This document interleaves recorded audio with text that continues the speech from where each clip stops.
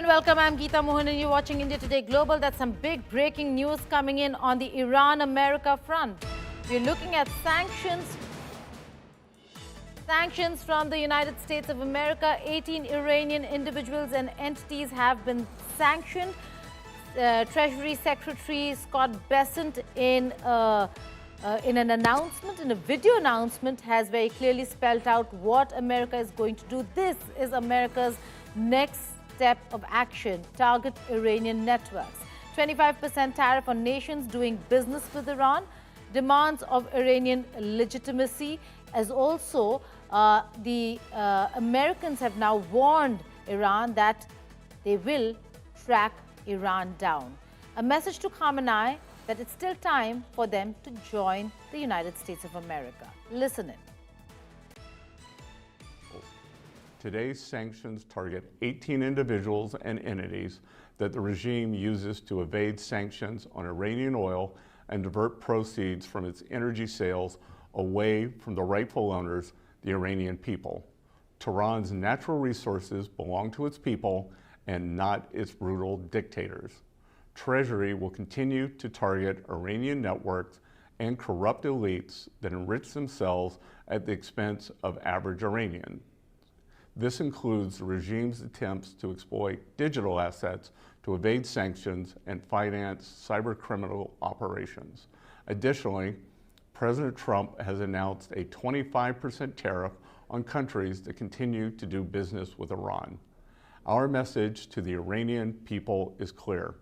Your demands are legitimate. You are protesting for a noble cause, and the United States supports you and your efforts to peacefully oppose the regime's mismanagement and brutality. Our message to the Iranian leaders is also clear. U.S. Treasury knows that, like rats on a sinking ship, you are frantically wiring funds stolen from Iranian families to banks and financial institutions around the world. Rest assured, we will track them and you, but there's still time if you choose to join us. My colleague Pranay Upadhyay joins me for more on this. Pranay, very interesting developments. We were looking at a scenario, a situation where there could have been military intervention, and then we saw a climb down. President Trump actually saying that the killings have stopped. Then we see reports of Saudi pressure, and now we are seeing sanctions rather than military intervention. Geeta, these are all parts of President Donald Trump's maximum pressure policy on Iran. You know that, after assuming White House for the second term, President Donald Trump signed the executive order of maximum pressure policy on Iran. And if you have seen, in last 1 year, President Donald Trump has taken various measures against Iran. So, he might have given this indication that presently, or in the given condition, Iran may be off hook from any imminent military action in the immediate, in a near future. But he doesn't want to give out the message that, Iran is off hook from his policy, and therefore he might have tweeted that, we are looking forward for a situation where, Iran is not taking not carrying out any capital punishment against the protesters or punishing them. But there is pressure on Iran. They are taking economic measures. In fact, this is President Donald Trump and his administration's policy to tighten the nose of those factors, the reasons which actually caused people in Iran to come out on street, making things difficult for Iran to do business with other countries, be it 25% additional tariff or putting additional economic sanction. What does it lead to? It leads to the economic, worsening of the condition for Iran. But Pranay, at the end of the day, there are pressure points. Military intervention would have meant spillover into Gulf, would have meant spike in oil prices, and would have meant near complete collapse of economy, including the United States of America. I'm sure these are considerations why we're looking at a delayed response military. Not only the domestic consideration for President Donald Trump and U.S. economy, but also the consideration for the West Asian economies, for Gulf countries. Some of the important and significant allies for United States, be it Saudi Arabia, be it Qatar, be it other countries where US has significant interest, as well as their significant military presence. But you have seen, Geeta, in the past, we have seen that, how President Donald Trump has given conflicting messages, but he did carry out military action, as he said, against Iran and targeted its military establishment. we have seen that he has consistently delivered on, tightening news against Iran and taking stringent measures, be it his first term of 2016 to 2020. And even during his second term, we have seen a consistency of his policy on putting pressure on Iran and weakening the Iranian government. That's right. Now, this is for the Iranian establishment, Iranian government and Islamic regime. How long they can hold, but there are repeated signs, and now we have to see that how Iran delivers for their domestic, their audience, and for their own people to ease up the economic situation and economic conditions. Because repeatedly, Iranian society is also giving out this message that things are not going okay in Iran. Right, absolutely. For now, there's a massive squeeze again on Iran, but we'll have to wait and see what President Trump does when it comes to an intervention. Any aircraft carrier is a week away. Pranay, stay on with me, because now we're looking at how that impacts Indians in Iran, with Trump tempering down on Iran when it comes to military intervention and instead looking at economic sanctions. Countries across the world are watching and monitoring the situation very closely. Many have issued advisory to their citizens to leave Iran. Meanwhile, Indian government is preparing to facilitate the return of its citizens, including students. For now, the plan is not going to be put into action, but New Delhi wants to be prepared in case of any eventuality. The Indian embassy currently is focused on ascertaining the number of Indian nationals and students who are residing or staying in Iran. Internet shutdown is posing a major hurdle in contacting citizens, but according to estimates, there are some 10,000 Indians in Iran, including students. Pranay, a serious matter, because we have seen in the past how the Indian administration had to scramble when it came to the Russia-Ukraine war. They don't want a repeat of that situation.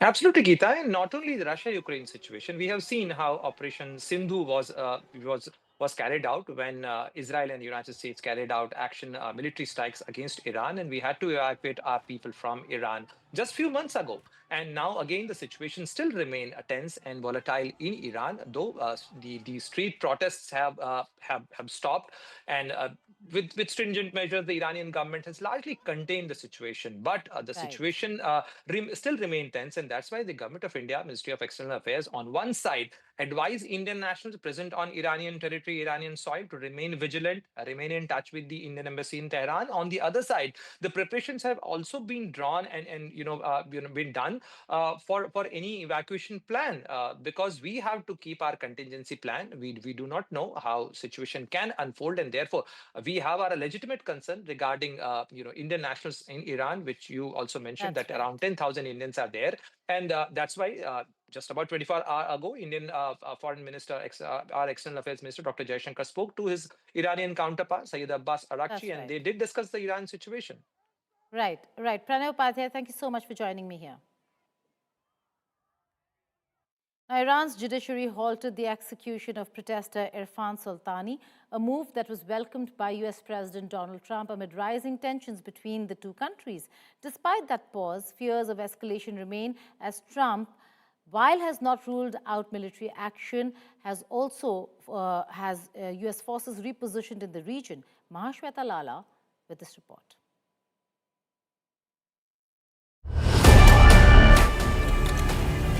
The much-hyped execution of 26-year-old Iranian Irfan Soltani was cancelled by Iran's judiciary. Soltani was currently being held in the Central Penitentiary of Karaj, is being charged with colluding against the country's internal security and propaganda activities against the regime. Amid fears of a possible US strike on Iran, President Donald Trump, in a post on Truth Social, said the news of executions being stopped is a good news and hoped that this would continue. We have been informed by very important sources on the other side, and they've said the killing is stopped and the executions won't take place. There was supposed to be a lot of executions today, and that the executions won't take place. And we're going to find out. I mean, I'll find out after this. You'll find out. But we've been told on good authority, and I hope it's true. Who knows, right? Who knows? But this has not de-escalated the tension that lurks from Trump's threats. Trump has not ruled out the use of military in Iran. According to reports, battleship USS Abraham Lincoln and its carrier strike group is being moved from the South China Sea to the Middle East. Meanwhile, Flight Radar 24 shows Iran closed its airspace to all flights except international flights to and from Iran with permission. Reacting to Trump's offer that help is on its way for protesting Iranians, Iran's Foreign Minister Abbas Araghchi warned the United States not to repeat the mistake that it had done in June 2025. And is considering some kind of action to help the protesters on the ground. If you have a message for him, what is the message? My message is do not repeat the same mistake that you did in June. You know, if you try a failed experience, you will get the same result. Iran's exiled Crown Prince Reza Pahlavi has been urging Iranians to come together in greater number to protest against the theocratic regime. In an exclusive interview to Reuters, US President Trump said Reza Pahlavi seems very nice but expressed uncertainty over whether Pahlavi would be able to muster support within Iran to eventually take over. Iran in recent days has also seen pro-government protesters who have come out in support of Ayatollah regime. Earlier, Iranians had come out onto the streets to attend the funeral processions organized by Iranian government for individuals killed in protests in another rally. With Mahashweta Lala, Bureau Report, India Today.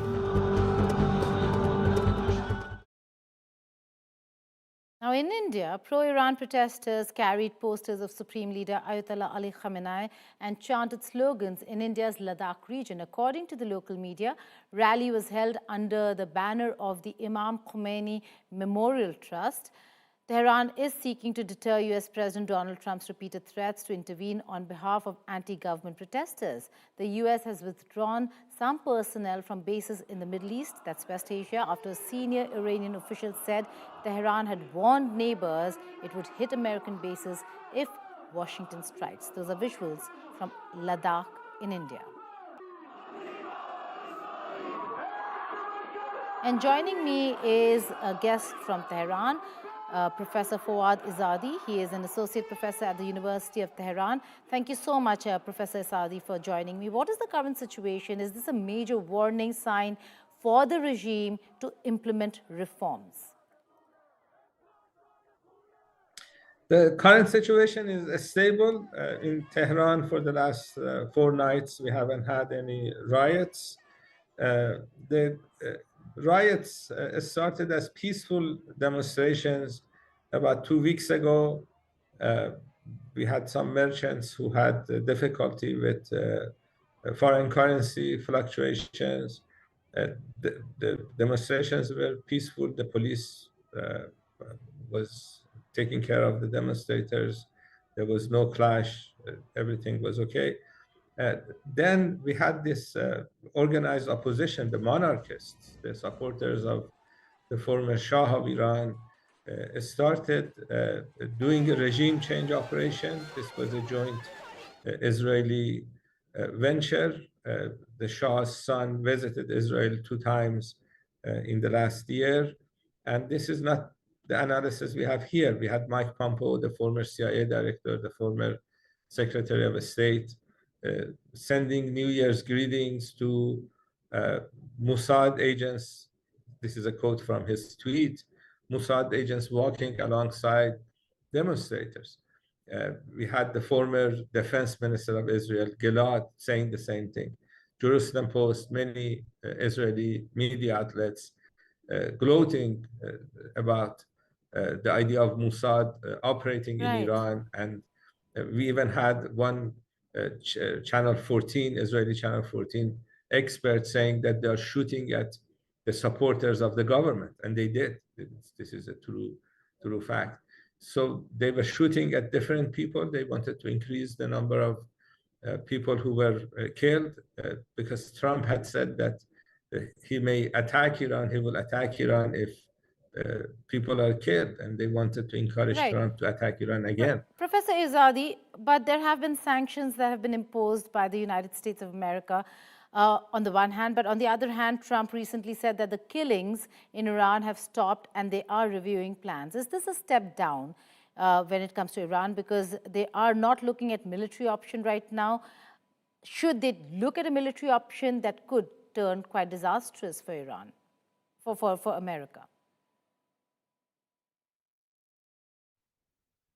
Yes, it's going to be disastrous for Iran. It's also going to be disastrous for the United States. Last time in June, when the US attacked Iran, uh, Iran was surprised because the attacks came in the middle of negotiations.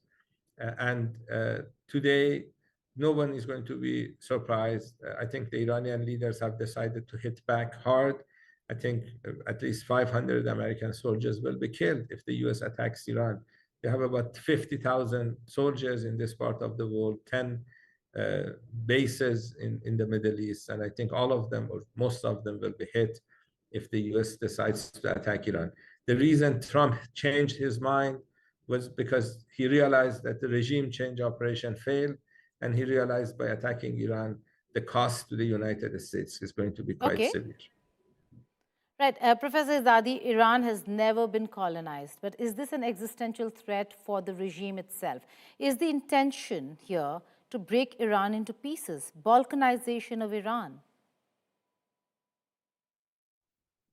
Yes, I think this is the ultimate goal that Israelis and Americans have. They want to balkanize Iran. They want to disintegrate Iran. They want to separate the oil-rich areas of Iran, put a puppet government there, and the other parts of Iran, not having access to oil money, would become very poor, and the country would end to exist. This is the plan they have. They wanted to reach this goal in June. They failed. They wanted to reach this goal again in the last couple of weeks. They failed. They will continue to fail because although Iranians may have economic difficulties or have disagreements with the government, they like their country. Indians like India. Iranians like Iran. You remember what happened when there was a confrontation between India and Pakistan a few months ago. When a country is in war, there is this rally around the flag effect. This is what happened in Iran in June. This is what happened in Iran in the last couple of weeks. If Americans think they can end a civilization that is 7,000 years old, a country with the history of 249 years wants to end a civilization that is 7,000 years old, that's a foolish idea. It's not going to happen. Professor Izadi, thank you so much for joining us here on India Today Global. Indeed, a pleasure. We'll try keep coming back to you to get a sense of what's happening in Iran.